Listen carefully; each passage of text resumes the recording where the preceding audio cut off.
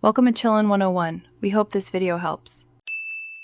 In this video, I will explain how to reset your Toyota Highlander maintenance light.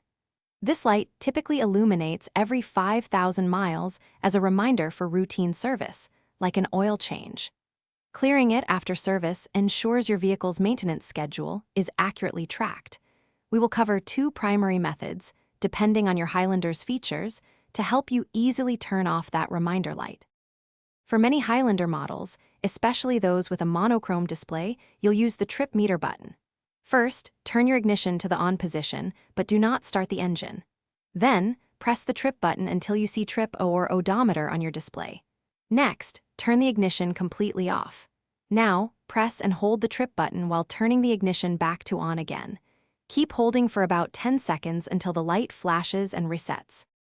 If your Highlander has a multi-information display and steering wheel controls, the process is slightly different. Turn your ignition to the on position without starting the engine. Use the arrow buttons on your steering wheel to navigate to the settings menu, often represented by a gear icon. From there, select Vehicle Settings or Scheduled Maintenance.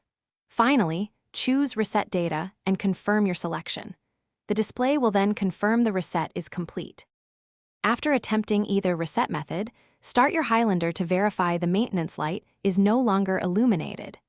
If the light persists, simply repeat the steps one or two more times. Always refer to your vehicle's owner's manual for the most accurate and specific instructions for your particular model.